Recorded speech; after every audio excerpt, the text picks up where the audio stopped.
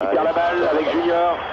Pourquoi voudrais-tu qu'on divorce? Chez bien des Français, la télévision trône toujours au milieu du salon, sauf qu'elle n'est plus le seul écran sur lequel on regarde les programmes. C'est ça l'expérience télé d'aujourd'hui. Chaque famille possède en moyenne, en comptant les ordinateurs, les smartphones et les tablettes, 6 écrans. Pouvoir regarder autant de séries et de films sur tous nos écrans hyper facilement. Et sur chacun de ces écrans, il est possible maintenant de regarder les 27 chaînes gratuites de la TNT.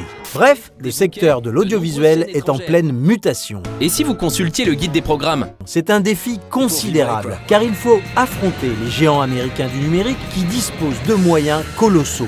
Les chiffres donnent le vertige. Pensez, YouTube est un média planétaire dont les vidéos sont regardées par 1,5 milliard de personnes dans le monde.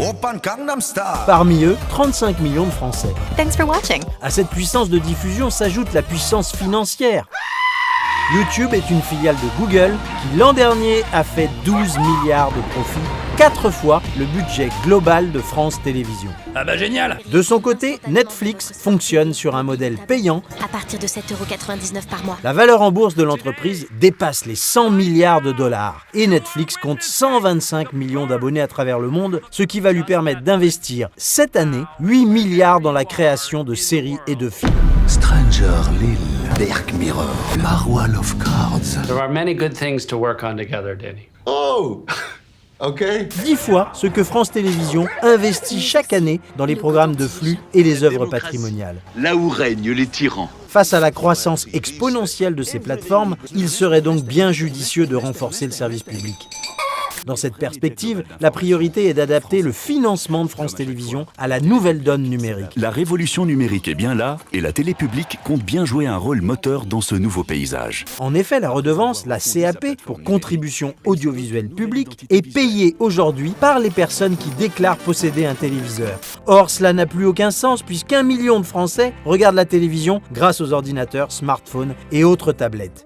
Il serait donc plus cohérent d'imposer une redevance universelle et automatique à chaque foyer fiscal, comme c'est déjà le cas en Allemagne. Et quand les Français râlent contre leur redevance télé, il faut leur rappeler qu'elle n'est que de 139 € par an, contre 166 en Grande-Bretagne et 215 en Allemagne, soit 55% de plus. Nos voisins suisses nous ont montré l'exemple. Chères concitoyennes, chers concitoyens. Quand ils ont dû voter pour sauver leur service public audiovisuel, il y a eu un vrai raz-de-marée populaire. Les Suisses ont rejeté le Nobilag. Pourtant, la redevance atteint là-bas près de 400 €. Réformer la CAP donc, pour l'appliquer à tous les foyers, cela permettrait de garantir la stabilité financière indispensable à France Télévisions.